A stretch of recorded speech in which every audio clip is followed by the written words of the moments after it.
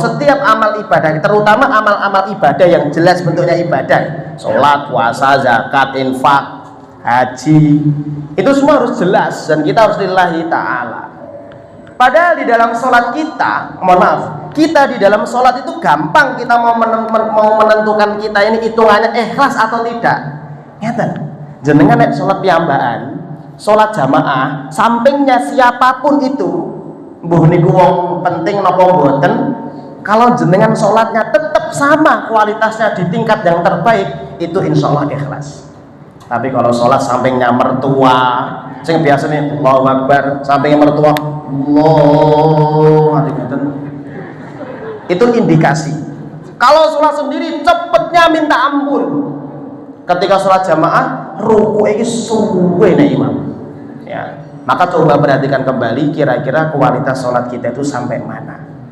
Bismillahirrahmanirrahim. Assalamualaikum warahmatullahi wabarakatuh. Alhamdulillah. Alhamdulillahilladzi qad ja'alana mu'minina ukhuwatan fid din. Asyhadu an la ilaha illallah wa asyhadu anna Muhammadan 'abduhu wa rasuluhu la nabiyya wa la rasulahu ba'dah. Allahumma salli wa sallim ala nabiyyina Muhammadin wa ala alihi wa ashabihi wa man tabi'ahum bi ihsanin ila yaumiddin. Allahumma inna nas'aluka ilman nafi'an wa rizqan thayyiban wa 'amalan mutaqabbalan. Allahumma inna na'udzubika min ilmin la yanfa' wa min qalbin la yakhsha wa min nafsin la tashba' wa min da'watin la yustajabu laha, amma ba'du. Bapak Ibu hadirin hadirat rahimani wa rahimakumullah. Yang pertama, mari kembali kita haturkan rasa syukur alhamdulillahirabbil alamin, yang mana pada kesempatan kali ini Allah Subhanahu wa taala masih memberikan banyak karunia, taufik dan hidayah, sehingga kita pada malam hari ini mampu berkumpul, berjumpa, bermajelis ilmu dalam keadaan yang baik, dalam keadaan yang aman, dalam keadaan yang tenang, tidak ada gangguan apapun. Maka nikmat-nikmat yang banyak itu harus senantiasa kita syukuri, karena hari ini di bumi Palestina, khususnya di Rafah, hari ini juga diancam keamanannya. Sedangkan kita di sini yang masih diberikan nikmat aman, sehat, sempat, aneh kalau kita tidak mampu menggunakannya dengan penuh kenikmatan, kebaikan, ketaatan kepada Allah Subhanahu wa taala. Ya paling tidak kalau kita tidak bisa membantu saudara-saudara kita, paling tidak kita membantu diri kita untuk menjadi orang yang baik. Kita paksa diri kita untuk menjadi orang yang baik, sehingga insya Allah majelis ilmu seperti ini menjadi salah satu jalan kita untuk bisa mendapatkan kebaikan yang banyak dari Allah Subhanahu wa taala. Amin ya rabbal alamin. Salawat berangkaikan salam semoga senantiasa tercurah limpahkan kehadiran junjungan kita Rasulullah Muhammad sallallahu alaihi wasallam, keluarga, sahabat tabi'in, atba'ut tabi'in, serta orang-orang solih yang senantiasa istiqomah. Dan semoga kita yang hadir di tempat ini termasuk di antara orang-orang soleh tersebut, yang insya Allah nanti kita semua akan bisa mendapatkan surganya Allah Subhanahu wa ta'ala. Amin. Ma'asyiral muslimin, Bapak Ibu hadirin hadirat rahimani wa rahimakumullah. Pada kesempatan malam hari ini kita akan mencoba membahas satu hal yang mana hal ini menjadi keinginan kita bersama, yaitu kita sebagai kaum muslimin pasti memiliki keinginan untuk mengakhiri episode kehidupan ini dengan cara yang baik. Kalau dalam bahasa kita, di dalam bahasa Islam itu disebut dengan istilah husnul khotimah. Akan tetapi Bapak Ibu, untuk mendapati derajat husnul khotimah itu tidak kok ujuk-ujuk dapat gitu, enggak ya. Maka kita akan mencoba membahas dari awal. Nanti secara singkat kita sampaikan bagaimana konsep yang ditawarkan Islam kepada kita untuk bisa mendapatkan kematian yang indah. Karena cita-cita kula lan panjenengan sampeyan niku sami. hidup dengan keadaan yang baik dan taat, meninggal dalam keadaan husnul khotimah, dan mati masuk surga. Kalau orang-orang hari ini kan boten ngoten. Pripun slogane tiyang hari ini itu? Muda foya-foya, tua kaya raya, mati surganya siapa? Kan surga, kalau setan kan membisikkan kepada kita supaya masuk ke neraka, kan bahasanya kan surganya bagi setan itu. Maka kita harus hati-hati, jangan sampai kita terjebak di satu kondisi yang kita tidak bisa, nanti kita tidak bisa mendapatkan kematian yang baik. Dan perlu kita ketahui, kematian atau akhir yang baik itu merupakan salah satu tanda kita bisa mendapatkan kehidupan yang baik pula di akhiratnya Allah Subhanahu wa taala. Ya. maka akan kita awali dulu, sebelum kita membahas ke arah situ, kita harus memahami dulu Bapak Ibu, tujuan kita diciptakan atau tujuan kita hidup, diberikan kesempatan hidup oleh Allah, ini semata-mata tujuannya cuma satu, supaya kita membahagiakan Allah. Atau dalam kata lain, kita diciptakan oleh Allah itu adalah untuk senantiasa menjadi hamba yang Allah cintai, kan gitu. Nah, maka bagaimana cara untuk kita bisa mendapatkan kecintaan Allah supaya nanti kita bisa diwafatkan dalam keadaan yang baik? Maka hal yang harus kita lakukan pertama, jadikan hidup kita dari mulai bangun tidur sampai tidur lagi, aktivitas yang kita lakukan itu adalah aktivitas yang Allah ridhoi. Itu yang pertama yang harus kita pahami dulu. Ketika seseorang hamba melakukan aktivitas dalam kehidupannya semua diridhoi sama Allah, maka insya Allah orang itu juga akan diliputi kebaikan-kebaikan selama hidup, dan akan Allah tutup hidupnya dengan kebaikan pula. Allah Subhanahu wa taala berfirman di dalam surah At-Taubah ayat 72. Surah At-Taubah ayat 72, Allah berfirman, wa'adallahu al-mu'minina wal mu'minati jannatin tajri min tahtihal anhar khalidina fiha wa masakina thayyibatan fi jannati 'adn wa ridwanum minallahi akbar dzalika huwal fawzul 'adzim. Allah Subhanahu wa taala berfirman di dalam surah At-Taubah ayat 72, dan Allah berjanji, ya, wa'adallah, dan Allah sampun berjanji, ya. Maka benten ketika seseorang manusia berjanji dengan Allah berjanji, itu taraf untuk janjinya itu tentunya berbeda. Kalau yang berjanji itu manusia, kemungkinan khianatnya enten apa enggak? Ada. Sedangkan justru kebanyakan dari manusia, ketika seseorang itu menunaikan janji, malah justru banyak yang khianat atau ingkar. Nggak usah disebutkan lah, Bapak Ibu sudah tahu semuanya, ya. Terutama politisi-politisi yang hari ini, kemarin di mana, di Aceh, itu dari salah satu partai dalam tanda kutip Islam melakukan satu, ya kalau bahasa kita, perampokan uang rakyat, ya, akhirnya juga ditangkap. Dan tidak satu dua, korupsi banyak sekali. Dan itu kan awal mulanya dari janji. Sedangkan Allah Subhanahu wa taala ketika sudah mengatakan wa'adallah, Allah berjanji, maka pasti Allah akan menunaikan janji yang sudah Allah berikan kepada kita. Allah berjanji kepada siapa? Al-mu'minina wal mu'minat, kepada orang-orang yang beriman, baik tiang kakung utawi tiang istri, baik laki-laki ataupun perempuan. Apa janji Allah kepada orang-orang yang beriman? Jannatin tajri min tahtihal anhar. Allah akan memberikan kepada orang-orang beriman surga yang di bawahnya mengalir sungai. Wa masakina thayyibatan fi jannati 'adn, dan Allah akan siapkan satu tempat mulia di surga Aden, ya Allah. Kalimat setelahnya yang harus kita perhatikan, wa ridwanum minallahi akbar, dan keridhaan dari Allah itu lebih besar.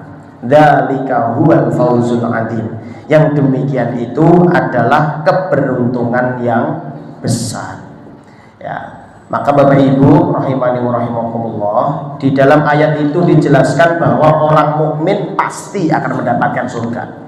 Ya. Tapi untuk menjadikan kita mendapatkan surga lebih cepat, kita harus pandai-pandai mencari di antara proses keimanan kita dalam kehidupan ini, aktivitas itu diridhoi oleh Allah atau tidak. Kalau Allah meridhoi satu aktivitas yang akan saya lakukan, lakukan. Kalau Allah melarang atau Allah tidak meridhoi aktivitas yang akan kita lakukan, tinggalkan. Konsepnya semudah itu, tapi pelaksanaannya susah. Karena kalau bicara ridho itu bukan sekedar bicara boleh atau tidak, tapi berpahala atau tidak juga. Termasuk yang banyak kasus kalau badhe tanglet kali ibu-ibu. Ibu-ibu ketika mendatangi satu kajian muslimah, ibu-ibu kira-kira izin sama suami nopo mboten? Semangat meneh. Bukone nopo niku bukone? Ayam ya. Nah, izinnya pripun? Terus Bapak ngendikan pripun?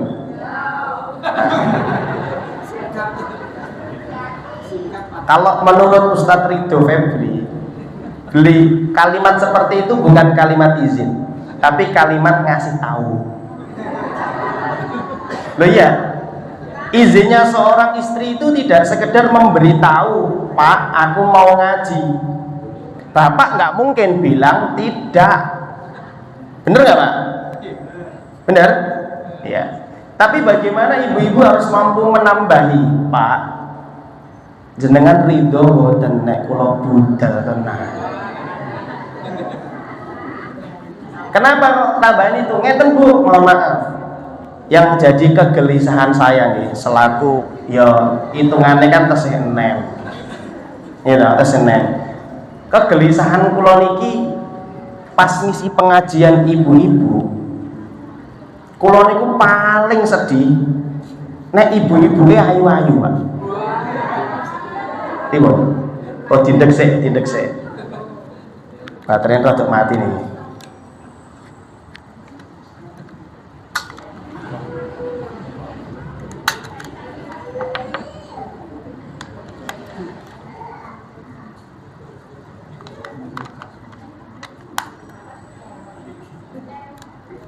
Cek. Kenapa kok demikian? Betul Bu, karena banyak ibu-ibu yang izin berangkat ke pengajian itu dandannya melebihi ketika dia bertemu dengan suaminya. Betul Pak? Ini pengalaman saya nih. Ini ngapunten ya, kula rada cumpleng niki. Dadi rada ngeten-ngeten niki. Ngeten. Kula niku gadah majelis kajian ibu-ibu, mamah-mamah muda. Saya setuju. Kalau ini wonten pengajian, samaannya semuanya itu ummahat, tapi bukan ummahat sepuh ya, ummahat muda-muda ini. Tapi sudah punya anak masih kecil-kecil. Pas awal-awal pertama kali, kedua kali pertemuan itu kula ya rada deg-degan, Pak. Deg-degane pripun? Niku tesih ibu-ibu muda, duandan, wangi. Niku kan top to niku. Nah, terus kula bilang ngeten, Bu, menawi jenengan tesih pengin pengajian ini lanjut, jenengan harus merubah penampilan. Nek pas pengajian ini jenengan ampun dandan. Pertama jangan dandan, kedua rasa wangi-wangi. Kenapa? Kenapa? Apa hubungannya dengan ridho suami tadi? Karena banyak Bu, ketika ibu-ibu izin kepada siapa? Kepada bapak, Pak, saya mau pengajian angsal mboten. Lah pas bapak ketemu ibu izin tadi, bapak ini merasa heran, loh kok bojoku udah diwangi ayu Normalnya seorang suami ketika melihat seorang istri wangi, cantik, mempesona, itu syahwatnya mesti naik. Bener gak Pak? Iya, itu normal. Nek sing ra normal nggih mboten ngertos kula. Ini normal. Maka ketika panjenengan dandan cantik mau pengajian, Ya, kemudian suami panjenengan kok mohon maaf dalam tanda kutip tergoda, tetap mangkat napa mboten Bu? Nggih niku jenengan mang jawab dhewe. Pundi sing prioritas, pundi sing nomor kali. Ngoten. Lah, apalagi keridhaan dari Allah. Niki penting saya untuk kita pahami. Kenapa? Karena keridhaan inilah yang akan menghantarkan kita kepada satu langkah kebaikan sebelum kita mendapatkan surga. Apa itu? Kematian yang baik atau husnul khotimah. Tiba-tiba duduk baterai ini Mas. Ya. Nah, maka salah satu upaya untuk bisa mendapatkan keridho dari Allah itu adalah salah satu hal yang bisa kita lakukan, kata para ulama, untuk mendapatkan ridho dari Allah yang lebih besar tadi, itu dengan cara, kalaupun kita tidak mampu melakukan seluruh aktivitas yang Allah inginkan, paling tidak kita harus memiliki beberapa amalan yang kita istiqomah di dalamnya. Itu insya Allah ridho Allah akan semakin melekat kepada hidup kita. Ya. Dan kita pahami tadi bagaimana ketika Allah menurunkan ridhonya kepada kita, balasannya kematian yang baik. Allah berfirman di dalam surah Fusilat ayat ke-30. Surah Fusilat ayat ke-30. Ini ayat Bapak Ibu sudah hafal semuanya. A'udzubillahi minasyaitonirrajim. Innal ladzina qalu rabbunallah tsumma istaqamu tatanazzalu 'alaihimul malaikatu alla takhafu wa la tahzanu wa abshiru bil jannati allati kuntum tu'adun. Allah Subhanahu wa taala berfirman, sesungguhnya mereka yang mengatakan Tuhanku adalah Allah, tsumastaqamu, dan mereka mengistiqomahkan, ya, mereka beristiqomah dengan keimanan mereka. Ya. Kata Imam Ibnu Katsir di dalam tafsir beliau mengatakan, dua hal ini memiliki iman dan istiqomah terhadap keimanan, maka kata Imam Ibnu Katsir, dua hal ini yang akan menghantarkan kita ketika menjumpai sakaratul maut. Allah akan menjadikan sakaratul maut kita menjadi sakaratul maut yang indah atau perpisahan yang baik. Ya, maka kita ketahui Bapak Ibu, asminipun sakaratul maut niku lara napa mboten? Cari sinten Pak? Oke, tirase Nabi nggih. Kalau niku kadang guyoni ngoten niku kalih tiyang-tiyang sepuh niku rada deg-degan kula. Enten kula guyoni ngoten niku, rasane lara napa mboten Bu? Ibu-ibu jawab bareng Pak. Lara, jari sinten kaya wis tau ngrasakne ngoten. Tibake nggih dereng nate ngrasani gur bayangne tiyang-tiyang sing sakaratul maut. Karena memang betul gambaran sakaratul maut itu Masya Allah luar biasa menyakitkan. Tapi ada kondisi-kondisi orang itu menjumpai sakaratul maut dengan cara yang Allah ridhoi, atau dengan cara Allah menjadikan atau mengikhlaskan atau meridhoi kematian seseorang. Akhirnya kematian atau sakaratul maut itu menjadi sakaratul maut yang indah dan menyenangkan dan penuh dengan kebahagiaan. Saya yakin Bapak Ibu pernahlah menjumpai orang sakaratul maut. Kan macam-macam niku. Enten tiang sakaratul maut ditalkin mboten saged nyaut. Namung saged ngoten niku. Enten tiang sakaratul maut la ilaha illallah namung saged Allah. Allah. Niku pun mboten cetha. Enten tiang sakaratul maut ditalkin itu bisa lancar kemudian meninggal. Yang paling indah sakaratul maut yang mana? Yang belum saya sebutkan. Apa itu? Orang itu menjumpai kematian ketika orang itu melakukan keistiqomahan. Contoh bagaimana? Sholat. Orang itu kalau istiqomah sholat, meninggal dalam sholat, itu sudah otomatis dia menyebut nama Allah kan. Doa-doanya meninggal. Itu kematian yang sangat dirindukan oleh kaum muslimin. Ada orang yang meninggal ketika dia baca Quran, bablas. Ada orang yang meninggal ketika dia bekerja dalam hal halal. Itu bisa menjadi sebuah kematian yang indah. Ada orang yang meninggal ketika ngaji majelis ilmu, ngerti-ngerti sendenan dingklok bablas. Enten sing purun sedo ngoten niku Pak. Purun mboten Pak? Ibu-ibu purun. Nek sakniki ngoten pripun? Pripun, Pak? Kose nggih. Lah ngenteni napa niki? Nah, maka kita akan menjumpai banyak kasus seperti itu ya. Untuk memperjelas atau untuk memahami masalah ini, kami ada satu kisah yang kami dapatkan dari salah satu tempat di Wonogiri. Enten aslinipun Wonogiri enten? Mriki enten? Wonogiri? Itu yang kota kabeh niki. Wonogiri enten mboten? Mboten. Oh, Praci. Oh nggih. Ten Wonogiri niku wonten Praci kak tesih lurus terus, Pak. Niku mangke enten mungkin jenengan ngertos daerah Paranggubito. Nah, nggih napa ngertos, Bu? Paranggubito niku kan salah satu tempat di Wonogiri yang sudah berbatasan kalih Pacitan, pesisir, dan akses jalannya itu masih sempit sekali. Waktu itu kami ke sana sama teman-teman untuk menghantarkan hewan kurban. Ya. Nah, singkat cerita Bapak Ibu, kami di sana dapat satu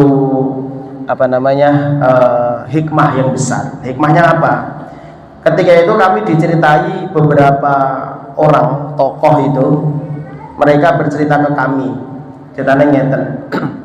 Ustadz, di sini itu ada seorang nenek-nenek. Ya, ada seorang nenek. Yuswanipun swidak tahun. 60 tahun. 60 tahun itu hitungannya pun sepuh napa dereng? Saya ngendikan dereng iki mesti luwih sepuh niku. Nek bagi kula 60 tahun itu pun sepuh.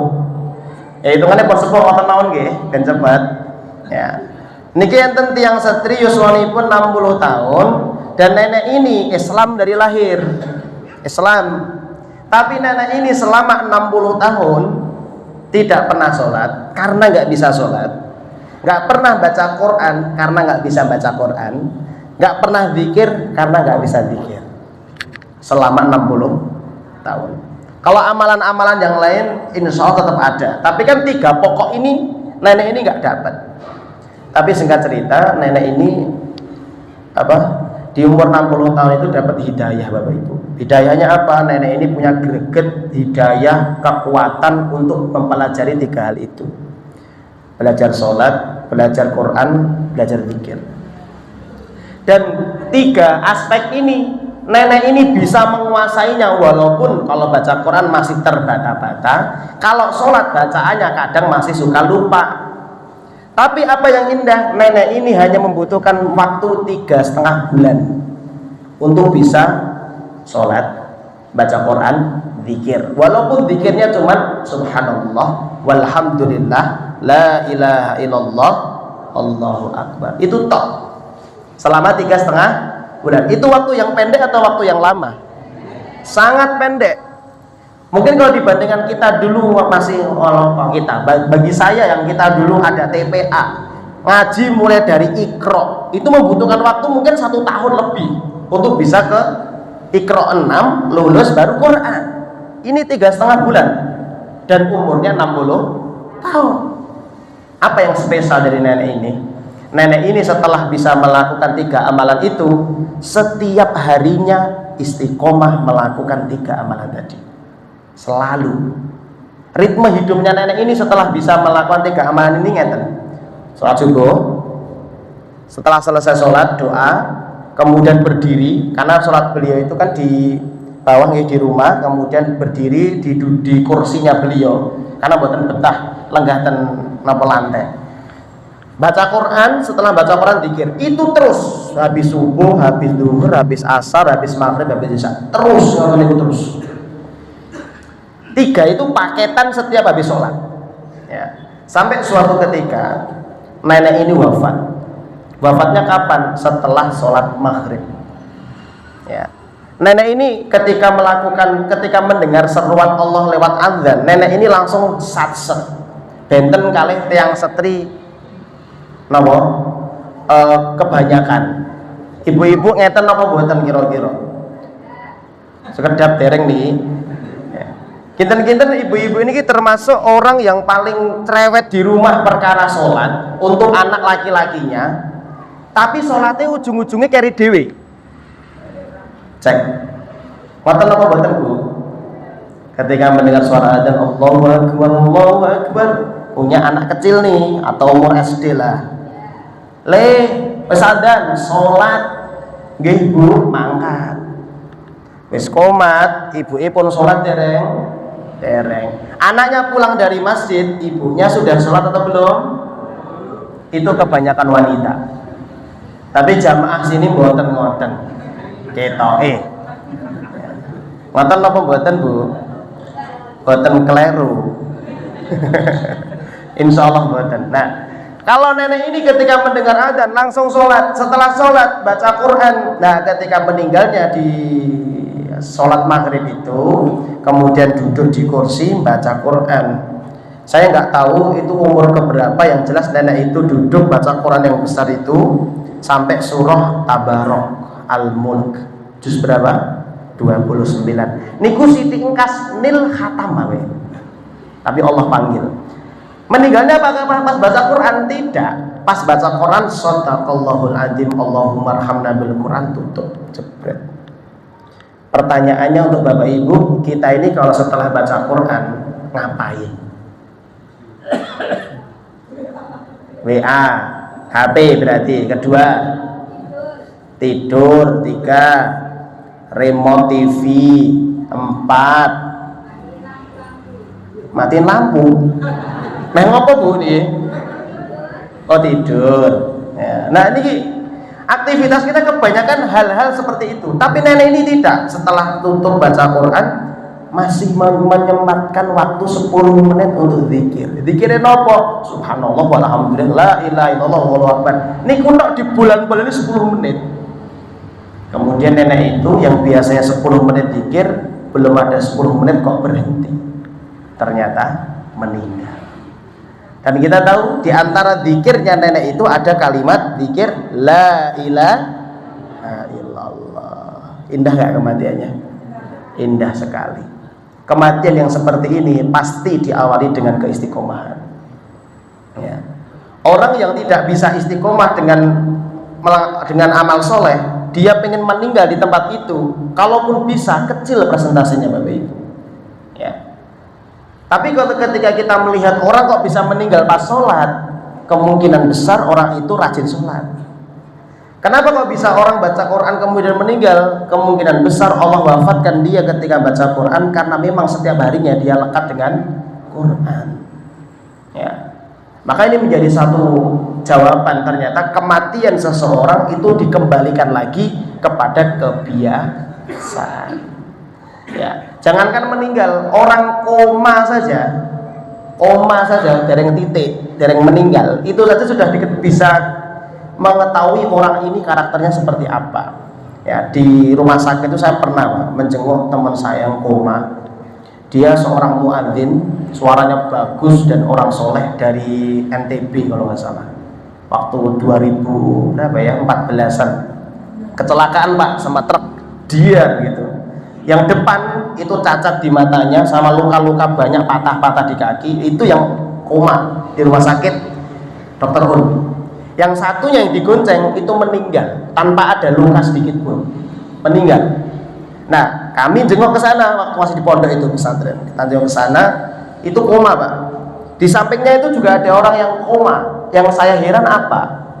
Sampingnya teman kami yang koma itu, dia koma nggak sadar, tapi yang keluar dari lisannya itu adalah kata-kata yang nggak baik.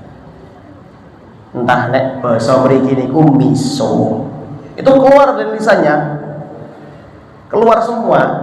Tapi ada juga kan orang Palestina itu, pernah kita jumpai di video itu, dia koma, sakit, ketembak atau kena bom gitu. Tapi ketika komanya itu justru melantunkan Quran.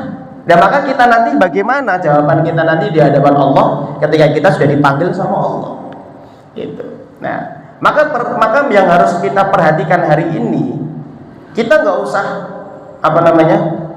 nggak usah terus bingung. Aku pengen mati, aku pengen meninggal di majelis ilmu ya Allah. Ya. Kemudian kita gur pengen tok gitu loh, gur pengen tok ngajine ya sesasi pisan. Itu rada angel niku. Maka tugas kita hari ini itu bagaimana diri, hati, pikiran itu berada di jalan istiqomah tadi, yang mana Allah akan menjadikan orang yang istiqomah dalam iman itu kematian yang baik. Maka di ayat selanjutnya tadi kan disampaikan oleh Allah, tatanazzalu alaihimul malaikatu alla takhafu wa la tahzanu. Allah akan mengirim malaikat kepada mereka supaya malaikat itu mengatakan gak usah takut, gak usah sedih, wa absyiru bil jannati allati kuntum tu'adun. Allah sudah menitipkan kabar kepadaku bahwa engkau mendapatkan surga yang sudah dijanjikan.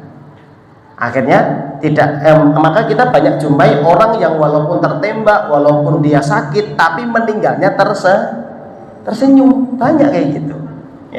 Ya karena Allah berikan kabar lewat malaikat, orang itu akan mendapatkan surga. Nah, maka tugas kita sekarang bagaimana kita dan diri kita ini berada terus di dalam istiqomah. Ya, di dalam jalan istiqomah ini. Bagaimana caranya? Setidaknya ada beberapa hal. Nanti kita selesai 2 atau 3 saja. Nah, di antara berbagai banyak cara untuk kita bisa istiqomah, yang pertama yang harus kita lakukan, dan ini tidak boleh lepas. Kalau kita pengen istiqomah, nggak boleh lepas. Apa poin yang pertama? Libatkan Allah di setiap amal kita lewat doa. Orang nggak mungkin kok istiqomah tanpa doa, itu nggak mungkin. Pasti keistiqomahan itu datangnya dari siapa? Allah. Nggak mungkin orang itu taat terus tanpa meminta pertolongan sama Allah, nggak bisa istiqomah. Ya, biasanya orang yang tidak minta sama Allah, biasanya itu orang itu niatan mengamalkannya itu bukan untuk Allah lagi. Karena seseorang muslim sejati itu tidak akan pernah melupakan peran Allah di setiap kesuksesan amalnya. Itu. Maka insya Allah kalau orang senantiasa minta doa kepada Allah, orang itu tidak akan pernah sekalipun menyombongkan amalannya. Amalan yang untuk dia sendiri. Ya, amalan untuk dia sendiri dan tidak perlu ceritakan, nggak perlu diingat-ingat, gitu loh. Ya, nah, maka apa saja itu yang pertama kan tadi melibatkan Allah Subhanahu Wa Taala. Yang mana kita diajarkan oleh Rasulullah satu doa yang kita semua hafal tapi nggak tahu mengamalkan atau tidak. Doanya pendek, ya muqallibal qulub, tsabbit qalbi ala dinik. Ini permintaan yang luar biasa yang dicontohkan Nabi Muhammad kepada kita, perkawis istiqomah. Ya muqallibal qulub, wahai zat yang membolak-balikkan hati. Tsabbit qalbi, teguhkan hatiku di atas agamamu. Berarti Rasulullah mengajarkan kepada kita, sekelasnya Nabi saja itu masih meminta supaya Allah teguhkan, istiqomahkan hati Rasulullah di atas agamanya, yaitu agama Islam. Maka kita hari ini juga harus lebih kenceng lagi permintaan kita kepada Allah. Ya. Tapi para sahabat heran, termasuk istri beliau yang bernama Ummu Salamah. Ummu Salamah ini pernah memberanikan diri bertanya kepada Rasulullah terkait doa ini.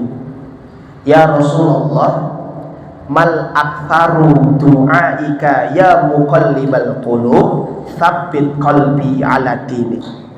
Kata Ummu Salamah, ya Rasulullah, gampangan ngeten, ya Rasulullah, panjenengan iku pun dijamin surga. Panjenengan iku pun maksum, diampuni dosa-dosanya. Panjenengan iku pun dados kekasihipun Allah. Tapi kenapa panjenengan kok tesih doa ya muqallibal qulub, tsabbit qalbi ala dini?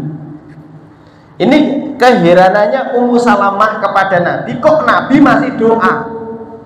Lah nek misal Ummu Salamah ketemu kalih tiang-tiang kulolan panjenengan sami ngeten iki, wis dereng dijamin surga, dosane tesih kathah, amalane sekedhik, males donga. Niku Ummu Salamah heran apa geleng-geleng? Geleng-geleng. Ya.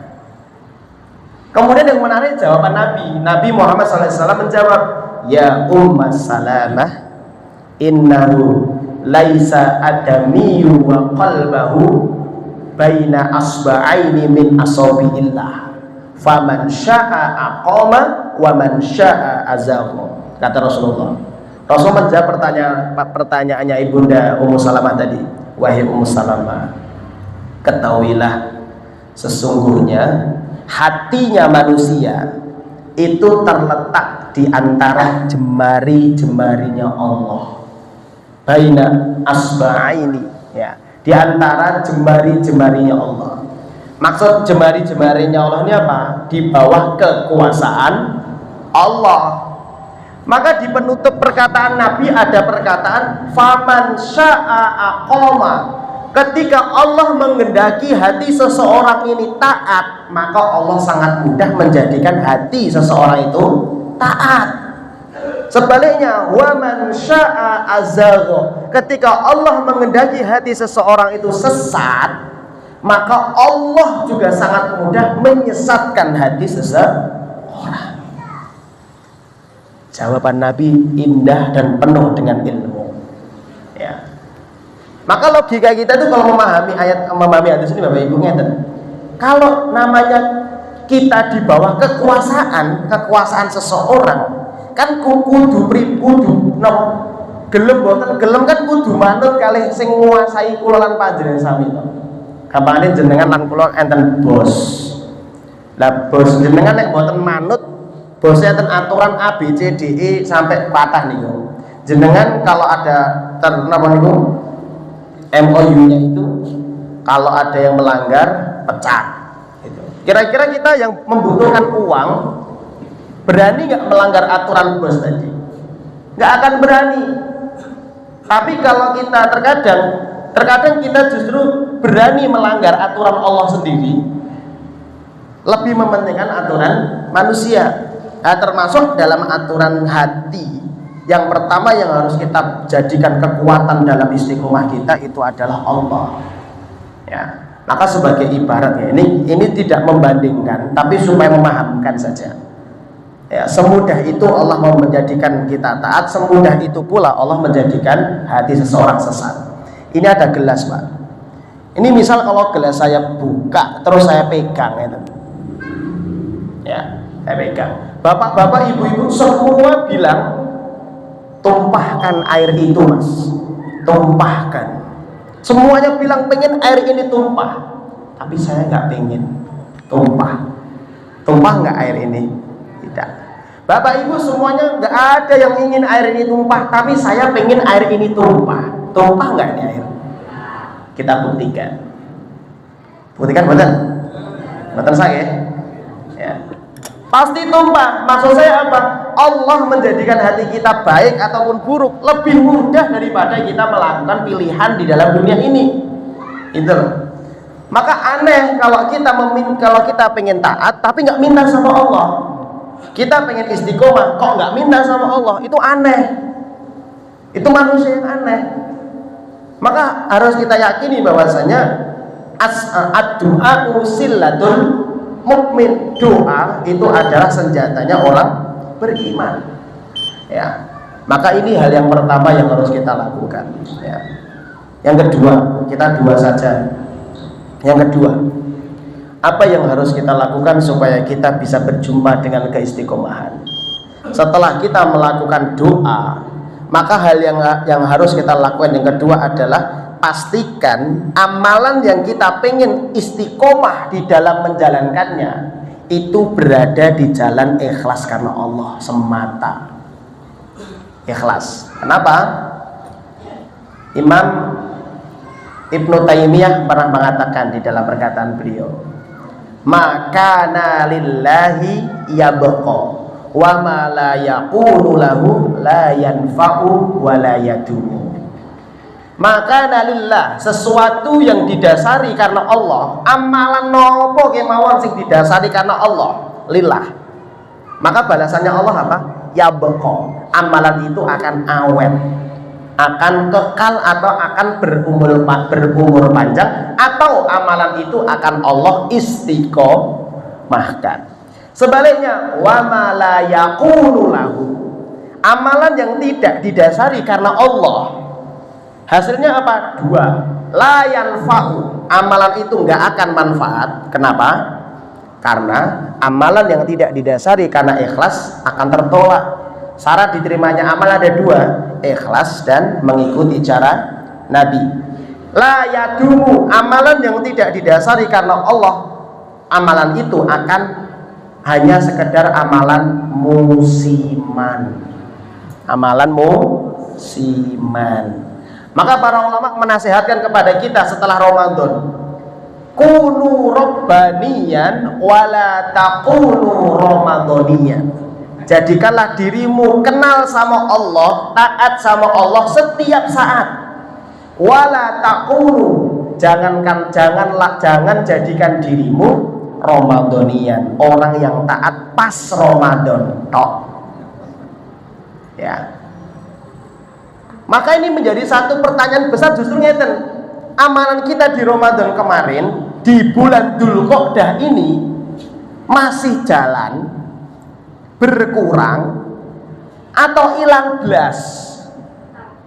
Lampu hijau, lampu kuning, lampu abang. Mana Bu? Hijau, abu-abu. Pripun niku abu-abu niku? Ya kadang nglakoni, kadang boten ngoten ya. Nah, kalau kita melihat dari pendapatnya Imam Ibnu Taimiyah ini, kita harus hati-hati. Saya sudah puasa, kok aku di luar Ramadan angel poso? Ya. Aku di Ramadan sudah melakukan taraweh, tapi kenapa selepas Ramadan susah kali sholat malam? Berarti indikasi amal kita tidak diterima itu ada enggak? Ada. Ya. Walaupun ini perkataan ulama ya, tapi kan namanya ulama itu bisa pertanggungjawabkan ilmuannya. Ya. Maka Bapak Ibu rahimakumullah, setiap amal ibadah, terutama amal-amal ibadah yang jelas bentuknya ibadah, sholat, puasa, zakat, infak, haji, itu semua harus jelas dan kita harus lillahi ta'ala. Ya. Sebagaimana Allah membahasakan di dalam Quran di dalam salah satu ayat menjelaskan tentang susu murni itu loh. Saya pernah sampaikan berkali-kali. Di dalam Quran itu disebutkannya cairan yang keluar dari perutnya sapi yang bisa diminum itu disebut dengan labanan kholison, susu murni, bukan susu segar ya, susu kholison dari kata ikhlas. Kenapa Allah membahasakannya dengan susu murni? Karena di dalam perutnya sapi jalur keluarnya susu itu diapit dengan dua jalur lain. Yang atas itu toriku damin, jalur keluarnya darah. Yang bawah itu toriku fartin, jalur keluarnya kotoran. Kalau sapi ya napa letong niku. Nek sapi nggih, nek kambing nggih napa niku srintil. Niki nempel Bapak Ibu kelet. Tapi dari putingnya putingnya sapi itu yang keluar cairannya warnanya merah karena darah atau warnanya tetap putih. Walaupun ini nempel, yang atas darah tidak mempengaruhi warnanya. Susu keluar warna putih, baunya kotoran atau baunya susu? Baunya susu, walaupun tertempel dari bawah kotoran, jalur kotoran, tapi keluar tetap namanya susu. Maka disebutnya dengan susu murni. Kenapa? Ketika ada gangguan di dalam perutnya sapi, susu itu keluar tetap bentuknya susu warna putih dan baunya ya susu, tidak kotoran sapi. Maka kalau susu murni dicampur dengan madu, niku jenenge napa berarti? Susu madu murni ini hilang napa tesih? Hilang. Jenengan nek tumbas dan susu segar niku obone susu madu ngoten obone Mas tumbas susu murni madu napa susu madu? Kenapa murninya hilang? Karena sudah tercampur dengan zat lain selain susu itu sendiri. Maka murninya hilang. Ibadah sama. Ketika kita ibadah sudah bukan karena Allah, ada niatan manusia, biar aku dikatakan orang baik, biar aku dikatakan orang pintar, maka aku ngaji. Itu sudah bukan niatan karena Allah saja. Ya. Terakhir Bapak Ibu, saya ingin sedikit sharing terakhir untuk lebih menekankan masalah ini. Beberapa bulan yang lalu kami diminta untuk ngisi kajian remaja yang kebetulan di situ mungkin banyak menghafal Quran. Nah, sebelum kajian itu saya manggil salah satu panitia, Mas sini osek Mas, ngancani aku. Nah, sini kita ngobrol, kemudian saya tanya satu pertanyaan, Mas, Jenengan nek Ramadan wonten niku biasanya jadwalnya berapa kali imam? Ya lumayan Ustadz, kadang 15, kadang 20 kali. Berarti kan kathah niku. Terus saya tanya, Mas, jenengan niku kan ini anak muda baru lulus pondok. Nek jenengan niku nek imamnya gitu masih tergantung jamaahnya napa mboten? Kula tanglet ngoten. Lah niku Ustadz. Kadang tese. Contoh pripun? Saya tuh pernah anak ini bilang, saya tuh pernah Ustadz imami di salah satu musola kecil, jamaahnya nggak terlalu banyak, tur sepuh kabeh, tiang sepuh sedaya niku imami ya biasa, Allahu Akbar. Suatu ketika Ustadz, saya ngimami di masjid yang lumayan besar, jamaahnya bermacam-macam. Pas saya bilang sufufakum, lurus rapatkan soft, tiba-tiba dari soft perempuan, karena soft tabirnya perempuan ini tidak tinggi seperti ini, tapi cuma satu dada itu Pak, jadi mukanya masih kelihatan. Dari pintu perempuan belakang itu masuk seorang wanita muda yang kebetulan wanita itu kriteriaku banget gitu, tipeku banget. Itu betul terjadi Pak. Dia imami sufufakum ini delok wong wedok lebu dek